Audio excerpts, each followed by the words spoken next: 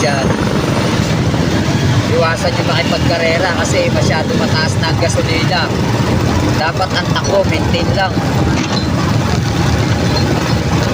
Yung saktong takbo lang dahil sa taas ng gasolina ngayon.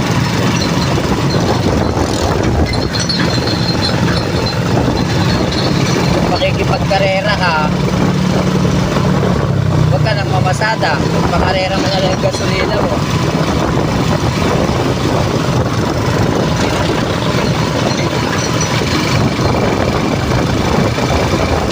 Kasi kung iisipin nyo mga idol, mga kabala, ang isang pasero, ang minimum fare lang kasi is 20.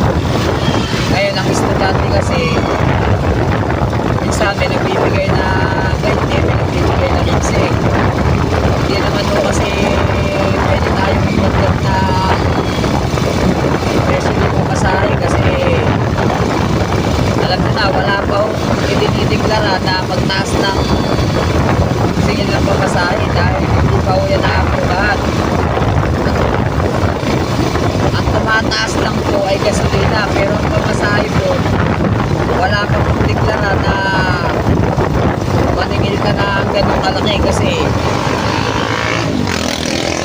pwede pa magreklamo ang pasahero kasi kung tutusin, hindi naman ho kasalanan ng ano yan, ng mga tao yan na tumaas ang gasolina.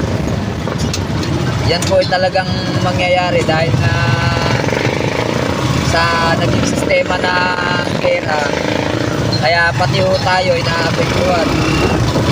Yung tamang paninigil lang po para naman hindi masyadong mabigat din. Ako po bilang isang naglalabas din, ramdam ko rin naman po na talagang mabigat po talaga sa bulsa yung taas ng presyo ng gasolina. Kaya lang, wala po tayong magagawa. Talagang ganun po ang buhay eh. Yun lang po talaga ang magagawa natin, ang pagtiyaga na maglabas para may mawa pang araw-araw.